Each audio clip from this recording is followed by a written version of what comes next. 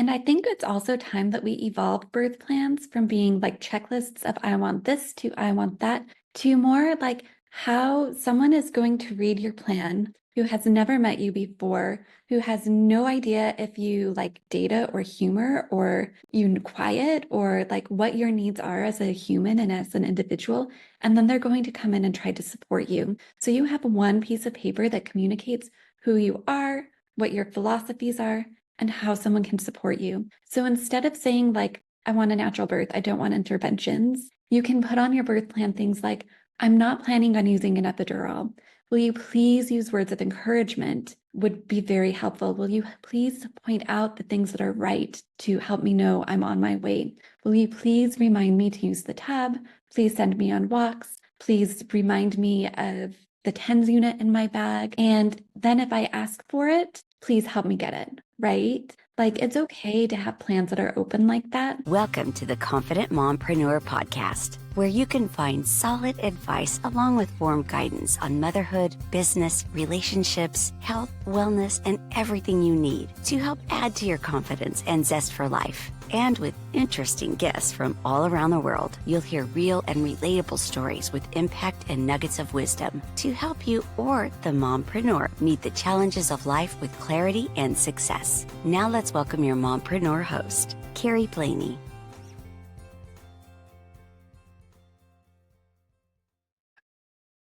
Welcome on this morning, Suzzie. I'm so excited to have you here. Me too. I love your podcast, so I am beyond excited to be here. I am so glad. We were just chatting beforehand. She sent me over a little bio about her, and I was like, oh my gosh, I love her. I love everything she's doing. And we've talked a little bit about childbirth and things like that on here before, but I feel like that's always something we should be covering as we get new moms joining our Mompreneur Club. And so I'm so excited to hear from you and learn all about you. Do you want to introduce yourself a little bit about who you are, what you do, your family, all of the good things? Yeah, my name is Suzzie Vehrs. I am a doula, and a lot of people don't know what a doula is. A doula is basically like a support person for labor, birth, childbirth preparation. Then also depending on the doula, like I help a lot with postpartums. My stepdad says a little sometimes like, oh, you're like the grandma. And I'm like, well, not really, because grandparents live too far away to do what they used to do. Yeah. I didn't have my mom here when I had a baby, but yes, and a lot of times I do kind of fill that role as like a guide through the entire process. I have two little kids. They are 6 and 10, so maybe they're not so little anymore. I started this business when Hazel was 1, and I'm 5 years in. And I love, love, love what I do because birth, the newborn era are so big. I think it takes most moms by surprise. And I think a lot of the social structures that used to support mothers through this have kind of dissolved. So I see a lot of moms doing things on their own in ways that, I mean, I didn't live in previous generations, but from when I hear my aunts, my grandparents, my mother talk about birth and childbirth, it just seems so radically different now. Yeah, definitely. I 100% agree. Partner is not from the US, and the country that he's from would be considered like a third world country, but their idea of community and how they band together around each other when they're going through major life changes and things like childbirth is so much different than the disconnected kind of systems that we have here in the US now. Yeah. Yeah, it's interesting you say that because I'm in Seattle and we're a very multicultural area. And so I work with a lot of people, a lot of families that are immigrants. And it's really interesting because in a lot of cultures, people who are not like from America initially, their families will spend thousands and thousands of dollars, their entire life savings to come and be here because they respect that like especially the first 40 days, the first month after having a baby, that you need support. And so they are like all in on support. Whereas help the American style is like a 1 hour, not even a 1 hour, 15-minute doctor visit and your mom maybe cooking like one meal and then going back to her work going back to wherever she lives. So I know there are families that do a lot more than that, but it is very normal for people to be sadly on their own. And even those families that I work with where they have parents that are coming and you have multiple adults pouring into the mother and pouring into the baby, into that unit, there's still need often for outside support to come in and support the people supporting the baby, Yeah, the definitely. mother and the baby. Yeah. I remember how hard those early days were and just like how lonely it can feel and like, just like how overwhelming it is because you're really just all of a sudden thrust into this motherhood role. And for many of us, there's not a lot of introduction into that. It's just like one day you're not a mom and the next day you are. And like being required to go through that basically alone. And like you said, those 15-minute doctor's appointments where they don't really do much is not super helpful. Yeah. Yeah. I mean, they're important because they screen for emergencies and they can get people who have like a medical emergency, something that can be treated with a medicine, Yeah. into the right help, right? But it doesn't help with the reality that like there's a whole foundation of support beneath that about, like if you look at Maslow's triangle about like how do you feel happy, self-actualized, like you have to have your basics taken care of. And if a lot of people don't realize that breastfeeding alone, we're not talking about taking care of a newborn, but just breastfeeding or bottle feeding because it takes just as long, maybe a little bit longer because you have to wash everything and sterilize everything all the time. For a year is 1,800 hours, which is equivalent of working a full-time job with 3 weeks vacation, the equivalent of getting a master's degree. It's a lot of work. And so to, that whole idea of, well, we're just going to bounce back to the life we had. Well, how do you do that with a full-time job, of parenting on top of, like we are human. There's only so many hours in a day. And we really do need to recognize that like the work of parenting is work and we need to respect it Yeah. with the same dignity and respect and honor that we give people that are pursuing careers, that are pursuing higher education or education, and that we give that support and that honor and that respect to what it is. Absolutely. Well, and that's why I love doing this podcast is because we are the women that are, having full-time jobs and having the full-time jobs of being parents and going through it all. So, we're working twice as much and just the support that's needed to be able to do everything that we're doing. So you have two kids, correct? 10 and 6. And you said you started your business when the youngest was 1. Is that correct? Yeah, she was What was really it like for you having such a young baby and starting this new business and kind of growing? And what inspired you to get into being a doula? yeah, yeah. It was complete chaos. It was really hard. And I had a lot of different motivations. Until I had my first daughter, Zoe, I studied economics in college and then I worked in finance. And then when I had Zoe, it was, full time in finance is more like 60 hours a week. It was come back full time or don't come back at all. And we were also, my ex-husband, now ex-husband, but at the time husband, he was finishing school and we were moving for his job. So um, I tried to be a stay-at-home mom. Unfortunately, our financial situation didn't really make that a viable option for us. So I knew I had to go With back. many families anymore. Yeah, yeah. And I don't know, I could go down rabbit holes with that one, but I won't. Um, but my birth with Zoe was very traumatic and overwhelming, not at all what I expected. In the time I was a stay-at-home mom with her, I became very close friends with a girl who was a student midwife. And I feel like I learned a lot about birth through her, enough where when I had Hazel, I expected a different experience from start to finish. And I was really able to advocate for myself because I had spent so much just when you see someone every week over and over and over, and you kind of grow and learn through the stories she was sharing, I really began to see birth as not something you get through, but a rite of passage, something special, of something unique. I learned how to ask for what I needed. I found a very specific midwife. I actually moved so I couldn't have her as my midwife, my friend, but I found a very specific midwife who would have like hour-long appointments instead of 10, 15 minutes, and who really was able to treat me very holistically through my pregnancy. And I had a doula who also just really held my hand, helped me through both the emotional part of preparing for a second baby and also like the physical part of like getting through labor was very meaningful to me. And so when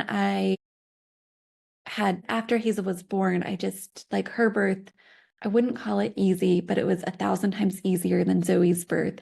And it also didn't have any trauma. Like I had been prepared enough that I was ready for all the next steps on the path. And so even though, like, yes, there were moments of fear, yes, there were moments of like, I don't know if I can do this, I don't know if I want to do this, like giving birth. I don't think very many people wake up and say, what I want to do is go through labor today. But it also felt very like it felt right, and I felt very empowered, the same way that the same way that other like major accomplishments in my life have, stood out as accomplishments. It was like that. So after I had Hazel, I knew I had to go back to work. So when she was 6 months, I went back and did my doula certification. It wasn't that I didn't like finance, but I felt like I had an experience that I could build off of and saw a need in the world in a place where I could maybe give more value and it would be more meaningful. It's been a lot different than I expected. I think anytime you start a business, it is way harder than you expect, but it's also been so incredibly fulfilling. And you get to support people in the best and the hardest moments of their lives. So there's a lot of like emotional reward there. Yeah, And absolutely. also, yeah, like you have to have a therapist when you're a doula because it's also very hard. And you do see people going through trauma. But you also learn how to work through that and how to hold people through that and hopefully open the doors for healing for mothers as they go through the difficult experiences, and you get to celebrate with the moms that go through with the very empowering experiences as well. I love that. So much of what you just said, like, really hit home with me, especially like having my own traumatic pregnancy. It definitely is really interesting. I think your outlook of like, this is a major life moment, like it would be if you were like graduating from college or anything like that. And yet, I think the transition through it is not celebrated as much as it should be, especially for the mother who's the one that actually, giving birth. A lot of that energy and love is given to our child during that time, but not really towards the mother. I mean, you even think about like the doctor's visits after you've given birth to the baby, and it's like you said, like 10 minutes for the mom, and then the babies go on and have like 20 different appointments within like the first like month or two of their lives, and so it's really interesting, I think, that you are taking this really traumatic kind of piece for a lot of women and trying to turn it into empowering and really working through that healing process. I know far too many women, especially recently, that have gone through really traumatic pregnancies, and then it causes a lot of other things down the line. Postpartum depression becomes much more prevalent. They have a really hard time connecting with their babies after things like that. And so it's definitely interesting to hear kind of your perspective on that. Yeah. Well, and it's hard, like it's an unrealistic expectation to expect a mother to be able to bond with a baby in a way that's like positive if she's healing, if she hasn't even had the chance to catch her breath after a traumatic Yeah. event, right? And unfortunately, I feel like trauma does snowball in the pregnancy time, where like pregnancy can't, like some people, I've had easy and hard pregnancies. I've lived both stories, and it affects your labor, and then your labor affects your birth, and then your birth affects your postpartum. And then at some point there has to be a turnaround point, but often we can't reach that. Like if like everyone, like in many healing circles, they talk about reaching rock bottom, but somebody has to build a foundation for you to build off of, right? And it's an unrealistic thing for a mother to say, like, wait, I found a rock bottom. I found a place where there's a firm foundation where I can start moving up. And if there's not people, social structures, nourishment with food, somebody to talk to you, relate to you, help you realize you're not alone, help you not be alone, because a lot of mothers are alone. It's unrealistic for us to say, just pull yourself up. Like that's not necessarily possible. And it's not even like I did a podcast once with a therapist and we were talking about this and he was like, well, yeah, like you just have to take care of yourself and do self-care as a mom. And I was like, self-care is important. Like we all have responsibility for ourselves. But when But you're in that's the so easy to say and then so hard to do.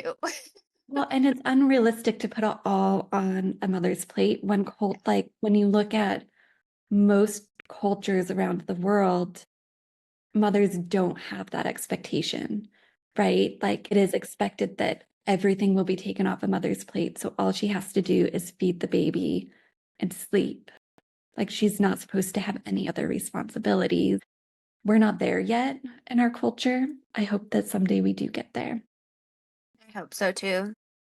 So, you talked a little bit about your birthing experiences and how they were kind of both ends of the spectrum there. Mhm. And I'm so sorry that you had like such a rough, first experience, but obviously it led you down this path where you're now able to help others go through and heal and find their own good experiences in birth.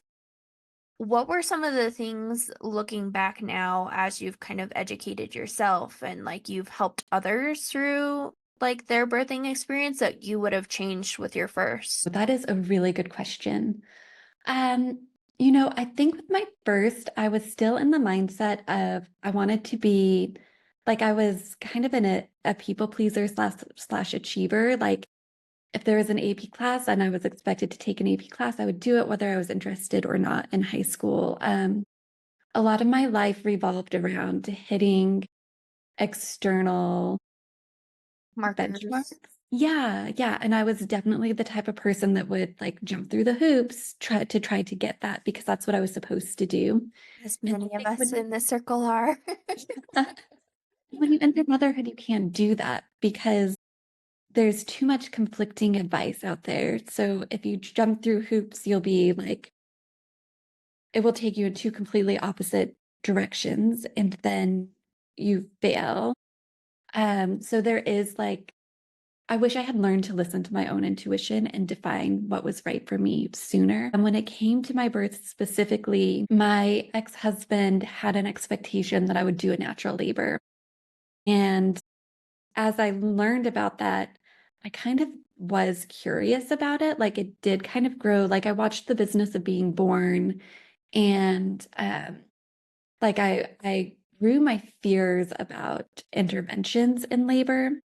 But then when I went into labor, like I didn't grow any of my skills for how to cope with it. It's like Mhm. if someone was training for a marathon and you read about how bad it is or you read about the right shoes, but you never actually you don't practice the breathing patterns, you don't get on the road, you don't, like I didn't learn any labor skills or anything about the labor.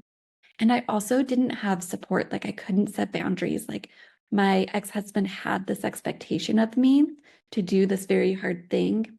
But then when it came to like taking a class, it was like, no, we don't need that. When it came to like talking about how we're going to do it, there were no conversations. And so I didn't know how to set a boundary and say, like, if I'm going to do this, I need to prepare for it. It's going to take time. It's going to take effort. It's going to take work. Let's do that. And when he said no, I listened. And so I wasn't ready. And of course, it makes sense. When I look back at it, I'm like, of course, I came in very Completely unprepared, unprepared. both of us. Yeah, yeah, yeah. Like as unprepared as you could possibly be. With my second, I feel like both of those things changed. I remember we were like having that exact same conversation about like, I need to get prepared. And he said no. And I just told him, like, I had learned boundaries at that point. And I said, you can choose not to take the class with me, but you won't be at the birth. Like, that was the boundary I had to set. And then he did take the class with me and he did show up quite well. In retrospect, as I grew even further, I was like, I don't want to be with somebody that has to, that I have to make those black and white type, like Yeah. you learn that a partnership isn't having to have conversations like that. But so the two things for me was one, actually listening to my intuition so I could set my own goals for my labor, not other people's. And then two, recognizing what it would take for me to prepare for that and be ready for it and doing that work, even if it wasn't convenient and didn't fit into the life, that you're busy as everyone's busy, right? And just honoring that I was in a very unique point in life and I was going to slow down, recognize it, be in it in a very positive way. And I think also with Hazel, my second, the last thing I did that was so different was that I spent time every day just like hands on my belly, practice doing a breathing practice, connecting with her. And so there was something about being so familiar with her movements and her personality almost that like I wasn't scared. I just wasn't scared things would go wrong because I had done all those things to build trust and things did go quite well. I love that. And I think it's so funny that you bring up it's like going into a marathon completely untrained. Because if we think about it, like giving birth is one of the most like intense, physical exertions a human body can go through. And for a lot of us, we just like show up expecting it to just magically happen when really there's all this preparation that we can and should be doing as part of that. Like, as a doula, what are some of the things that you like suggest that people work on physically wise to prepare their bodies for birth? Yeah, nutrition is really important in pregnancy. I almost don't like saying this because I don't want people to blame themselves if they've had things go wrong. But like all the big health problems that come with pregnancy, the high blood pressure, gestational diabetes, early like babies coming too early, a lot of those things have been tied to nutritional deficiencies. The problem is that most OBs only get 1 or 2 hours, if that, of nutritional training. And it's usually like a basic nutrition class, not even like a pregnancy nutrition class. So you cannot ask your doctor about your nutrition. They don't know. They tell you to take prenatal vitamins, and that's about it. Yeah, yeah. And that, I mean, prenatal vitamins are important. But if you look at like, okay, 80% of people are not getting enough protein in the second and third trimesters. And then we're wondering like, okay, well, why are babies not growing well? Or why are the placentas, like, why are we seeing so many placentas that quote unquote stop working? We know most women aren't getting enough protein. We know most women aren't getting enough iron. We know these things. So make sure you take a birth class that has nutrition in it. You probably won't get that in the through your doctor or hospital system. And my class has that. There's several other very good ones out there that do. Just make that a requirement.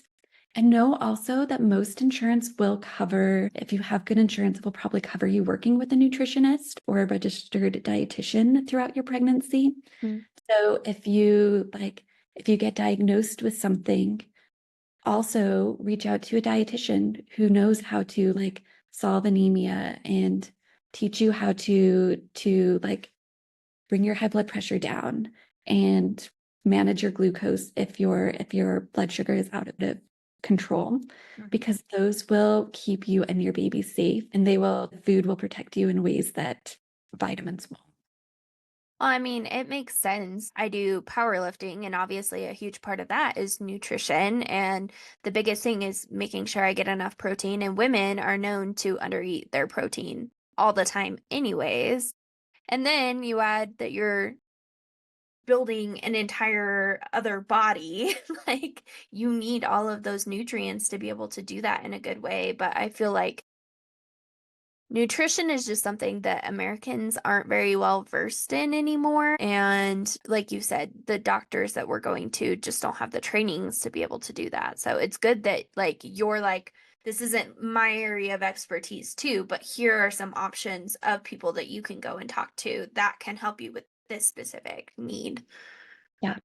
Yeah, I can talk people through the basics. I can give like the checklists, I've taken the courses on that, and it is in our childbirth course, but the more complex a pregnancy gets, the more one-on-one support people need. And it's also perfectly reasonable to say, like, I don't know, like, I understand I'm supposed to eat this way, but I don't know how to do that. And that's when you work with somebody one-on-one. And that's like one of the best pieces of advice I could give as far as like protecting a pregnancy physically. Of course, like the daily walks and going to a yoga class and even weightlifting is very, very healthy. Getting that physical movement in will help, but the food is like the basis of a healthy pregnancy. So good. I love that you also talk about like trusting your own intuition as you're going through pregnancy, because I do feel like with the age that we're in, where there's access to every amount of information and data that we could ever possibly want, it can be a little overwhelming, like you said, to have all of these different opinions flying at you. And there's like a lot of, I think, fear mongering, especially among birth and all of the things that go into it.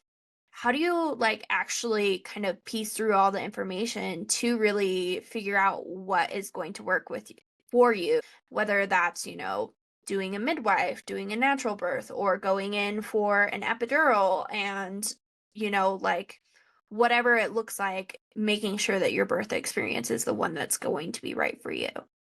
Yeah. Yeah, no, my heart so much goes out to everybody that's pregnant right now because it is a very difficult time to be pregnant. And you will get a lot of confusing information and half truths. Sadly, when we look at even like the maternal mortality rate from 1999 to 2019, it went up 114%, and women are 500 more times likely to have a C-section than they were in the 1970s. Which is So, so crazy. You would think that it would be going the opposite direction as we get like more medically advanced and things. yeah, yeah. And it's really hard because, like, as a doula, I haven't gone to medical school, so I can't give medical advice. But what I can say is this, like, the first step um, to figuring out, like, I'm trying to word this in a very like positive way so that you can have something reliable, right? You can look up your hospital C-section rates and see what they are. There are some hospitals that have C-section rates for first-time moms as low as 7%. Very, very trustworthy. Don't have to do very much like self-advocacy other than like show up, listen to your doctor, take their advice. Awesome. There's other hospitals where the C-section rate for low-risk first-time moms is 70%.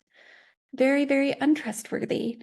You need to have a lot of self-advocacy skills and do most of your own research and really filter the advice they give you, right? And so you need to find people who you trust, which means that you probably should look up their C-section rate. There's a website called leapfrog.org. You can just type in your zip code, look at the hospitals. There's a maternity section. You click to open it. It will tell you what their C-section rate is. You can also just ask your doctor if they know their rate, and if they are willing to share it, that tells you a lot about how they view their results, if they care or if they don't. Um, that would be my first go-to. And then my second is gather information from different sources and then filter out what doesn't feel right to you. Questions like, should I get an epidural or not, are extraordinarily personal. And there are times where you might have planned not to get an epidural and it becomes part of your plan. I see that happen, especially for people who have had like surgeries or car accidents or injuries where they get pain in those spots in addition to labor pain. And it's like, this is really hard. On the other hand, there are a lot of people who go through the early part of labor and are like, wow, this is more manageable than I thought. Or I prepared for labor even though I knew I was going to get an epidural. And so they're able to delay it a lot longer and make choices that help reduce the risk of a C-section while still using an epidural when they want it. I feel like I've put together a childbirth course that helps people both ways because I don't think that we need any more fear around the tools that are sometimes necessary. But we also need to be realistic that yes, they come with risks. And so we take on risk every day. I get in my car every day knowing that somewhere right now in this conversation, someone is in a fatal car accident. It's not going to stop me from getting in my car because it's too scary. Same with birth. Like it does sometimes go wildly wrong. We need to recognize the mothers that go through those experiences, the mothers that are lost, but that doesn't mean you should expect bad things to happen in your labor. If you prepare, if you are able to have very open and honest conversations with the people that support you and you do your part in getting prepared as well. You should feel like, oh my God, this is going to like, you should have so much confidence in the process because your body is literally built to birth your baby. Like you didn't have to sit here and say, hey brain, can you today work on the baby's lungs? And tomorrow we're going to work on the kidneys, right? Like our bodies know what they're doing. And even in those very tragic circumstances where a mother goes unconscious during her pregnancy, her body's going to birth her baby without her having to do anything, right? Like our bodies know what they're doing. I know it's so crazy. And so a lot of the work that we have to do as mothers is learning enough about our bodies so that we can trust them and so that we can then tune into our intuition. So good.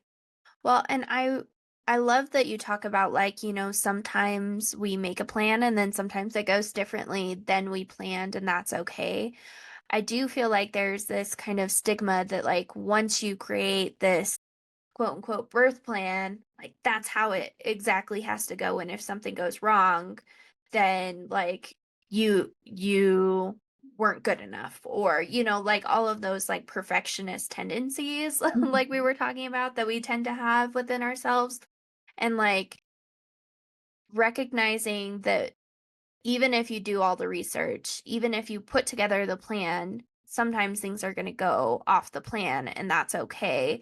And that's part of like preparing yourself, as knowing all of the options and knowing what could possibly happen through the process. Yeah.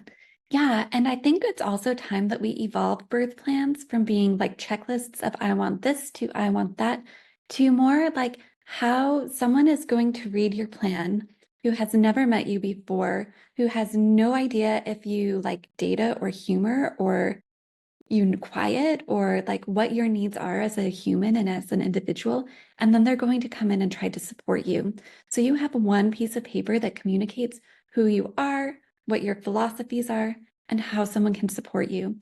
So instead of saying like, I want a natural birth, I don't want interventions, you can put on your birth plan things like, I'm not planning on using an epidural. Will you please use words of encouragement? Would be very helpful. Will you please point out the things that are right to help me know I'm on my way? Will you please remind me to use the tab? Please send me on walks. Please remind me of the TENS unit in my bag. And then if I ask for it, please help me get it, right? Like it's okay to have plans that are open like that.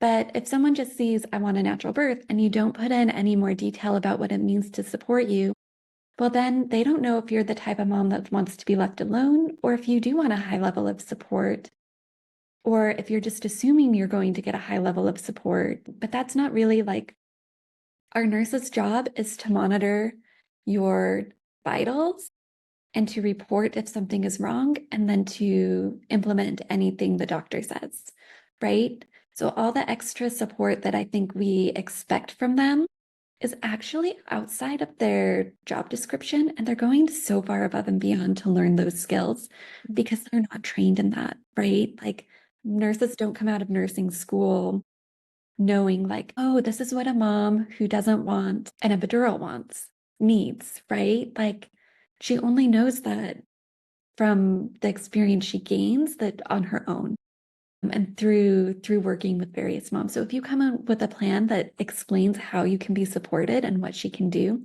it's much more likely that she will be able to help you. On the other hand, if you're wanting things that are different than the standard at the hospital, the time to talk about that with your care team is not because you wrote it on a birth plan and you brought the birth plan to the hospital. It's in your pregnancy. So if you're wanting something like, like it's very common in a hospital setting where right when you come in, they're going to place a hep lock and maybe give you a bag of fluids. If you're like, I don't want a hep lock to receive IV fluids, and I don't want to receive IV fluids unless a real logical medical situation presents itself, you should do that negotiation and go through the informed consent process in your prenatals.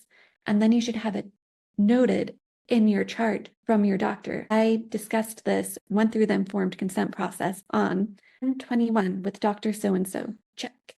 And then you should reiterate that on your birth plan so that the new doctor that's coming to support you when you're in labor doesn't have to go through a 30-minute conversation to be able to honor that request, right? And so the birth plans are great tools, but they're not great if it's just an arbitrary like list, right? Or if you didn't prepare for the things you want, or if you didn't communicate with your doctor care team about it before and during.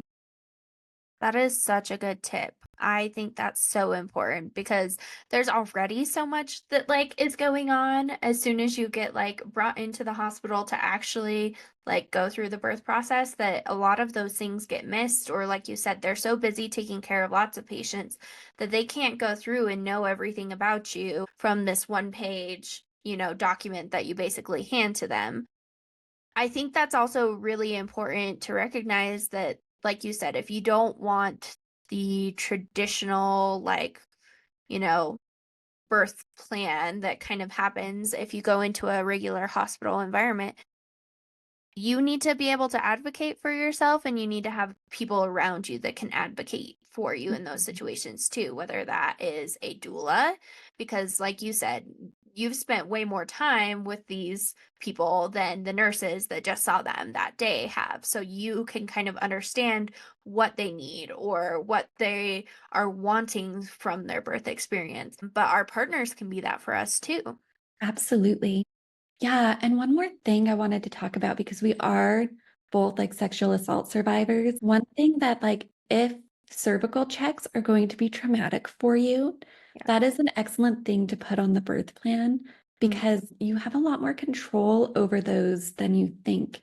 I've been through a lot of labors where none have been done, but you don't have that option unless you are honest and vulnerable with your doctors before and you get things noted on your chart. So if you have like specific protections around that or certain triggers, I guarantee you that the majority of providers want to take care of you as an individual, but we have to be able to communicate with them. So if you do have questions about or worries about cervical checks or just some of the more invasive things, talk about it with your provider in advance. And a doula can often help navigate those conversations. If you're like, I'm feeling too vulnerable, all you have to do with like I will go to with my clients to those conversations at their prenatals and to come up together with a plan with the doctor on how we help you feel safe and protected through this process. And then since I'm the one going with you through the birth, and there's like, I don't know, usually like 1 out of 15 chance that doctor will be there. Like then I'm able to communicate like A, what's in the chart already, B, what you've communicated, and help hold that bubble. Partners can sometimes do that. I've seen partners with different level of skill. They're also like, keep in mind though, that partners haven't navigated labor before. And so like that can be a really big ask of a partner because they don't know like when something's a medical necessity versus when something is just kind of like a flow of, well, this is how we do things, but there's a lot of wiggle room. Yeah. No, that's a good point. And I think it's really hard, especially with like some of those vulnerable conversations, and you're already in like a vulnerable state when you're going through and giving birth to a child, to like really mentally set those boundaries and expectations for ourselves, for the doctors, for our partners, whatever. What are some tips that you have for having those hard conversations, whether it's, in the leading up, in those doctor's visits beforehand, or in those moment decisions where something might be going wrong and you have to make a kind of a split second decision? Or I know I've met several women that like a doctor will give them an episiotomy without like really talking them through it before it happens or anything like that. So how do you deal with those things? Yeah, yeah, you bring up like the continuum that's really important, which is too much, too little, and just right. Like too much care can be very traumatic for people. Too little care can be very traumatic to people. Either end of those spectrums, moms get exposed to more risk. Like you can have the cascade of interventions that leads like one little thing, one little intervention leading to a surgical birth, leading to whatever, like if there's a, more difficult, if it becomes more difficult, if you go through like a very traumatic surgery after a cascade of interventions, that's something we want to avoid, right? That's avoiding too much. Too little would be like, I worked with a mom once who, oh my God, I've worked with many moms who had to really advocate for medical intervention when they needed it. An example would be one mom who was telling me how tired she was in pregnancy. And she was told, like, this is just normal. It's part of pregnancy. But she looked at me and she was saying, like, Suzzie, don't, like, something is wrong. And I was like, well, did they test you for anemia? And she was like, no. And I was like, okay, I will go with you to your next appointment so we can make sure you get a test for anemia. And then after that, it turned out she was anemic. She was able to get treatment. That happens all the time. So That if goes you, back to our intuition as women, though. We always yeah, know our body is better than anybody else does. I had something similar with my pregnancy where it was just morning sickness until it wasn't, like, and I mm, knew that it was something more than that before the doctors were telling me that it was something more than that. yeah, yeah. And so if you feel something is off, you should explore that until you are confident there's like you have enough data to support that nothing is wrong.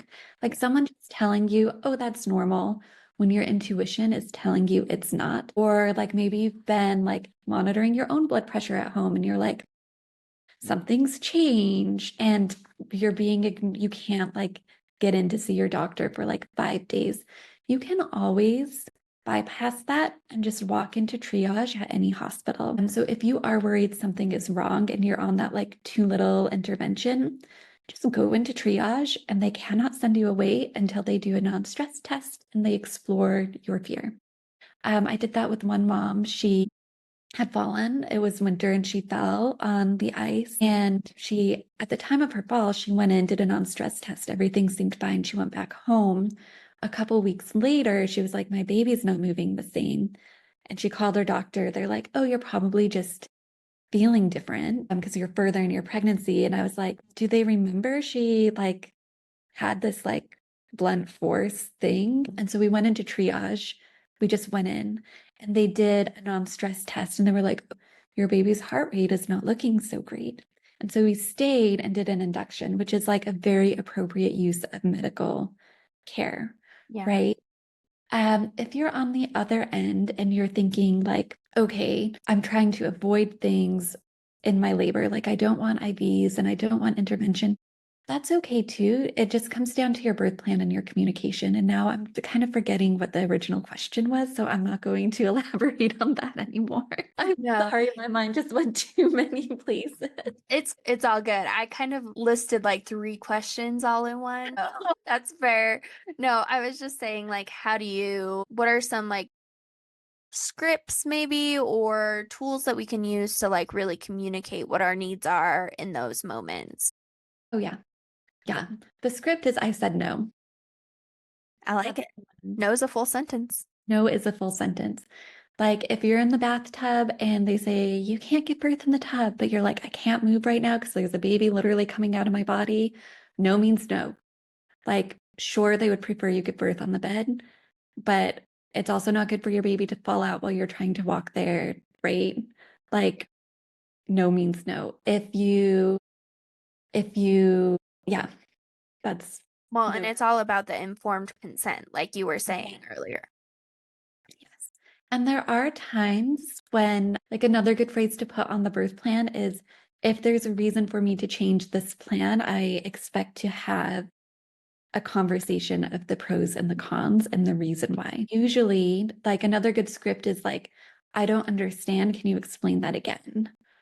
Or can you show me what you're looking at so that I know why you're making that recommendation?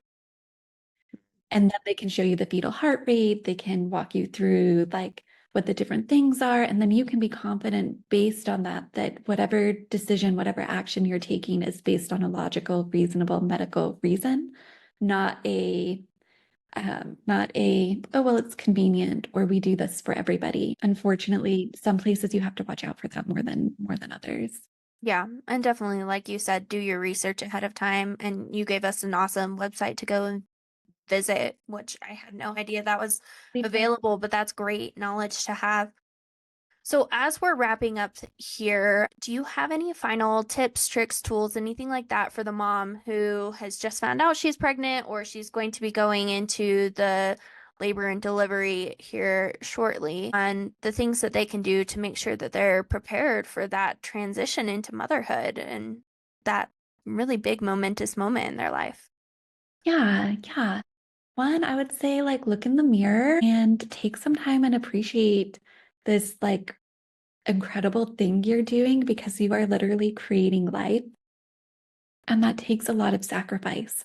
So I hope that you're honoring yourself and you're valuing yourself enough in the process. To just gather information, I would recommend taking independent childbirth courses based on what your plan is, right? Like if you want an epidural, I'd avoid a class that teaches purely natural labor.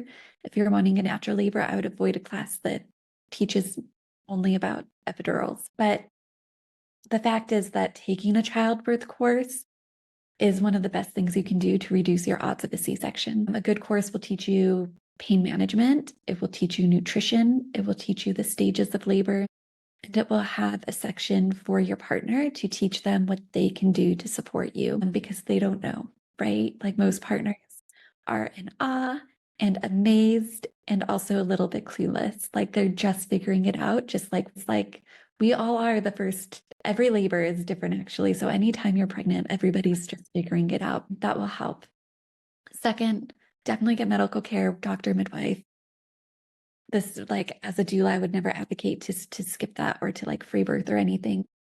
And lastly, like the more like follow your whims and try to take some good memories from it, right? Because the more joy you build into your pregnancy, and even when you're planning your birth, like you can actually plan like joyful moments in your birth or plan things that will keep you away from the anxiety, that will take you out of the anxiousness that's like a normal part of it. And same with postpartum, like think about how do I bring joy into these moments? And when you answer that question, I think that a lot of the other ins and outs of the birth plan, of the choices really, really pop, right? Like the ones that are right for you are the ones that will bring you the most joy. I love that. That's such good advice. Well, thank you so much for coming on and for talking with us today. I feel like this was so much good information and we barely scratched the surface of all of it because there's so much like that we could dive into a lot more. So, where do we find you? What do you have going on? Who do you serve with your doula services? All of those things. Yeah, you can find me at She Births Bravely on Instagram as well, She Births Bravely. And feel free to email me if you have questions, contact at shebirthsbravely.com. My name is Susie. And I do have a childbirth course. So if you are currently pregnant, it's all online. And then you get 2 Zoom sessions, either with me or a doula trained with me, to go over your birth plan, to talk through any questions that you might have as you and your partner are preparing together for labor, or if you're doing it on your own, help you think through your choices. And I love, if you're in Seattle, I would love to meet you. But I love what I do. And it is such a precious short moment in time to give birth, to be pregnant, to give birth and be in that newborn cocoon. And we don't get to go back and redo it. So I would just highly encourage you to like follow your joy and set up those boundaries around whatever you need to have that happiness. I love that. And find good support systems to help you through it because we all need a little bit of extra support, especially when we're going through that. So, Yeah. thank you so much for being here and for doing what you do. I think it's incredible. And obviously, you're so great at it. Even your voice is like the perfect, like, soothing doula voice. So, thank you again for being here, Suzzie. All right. Thank you so much for having me. Thank you for joining us today on the Mompreneur Podcast. And if you like this episode as much as we did, give us a follow so we can invite you back every Wednesday. And of course, share it on all your socials. Being a confident mompreneur means uncovering your strengths and struggles so you can dive in and learn how your next steps could be your greatest.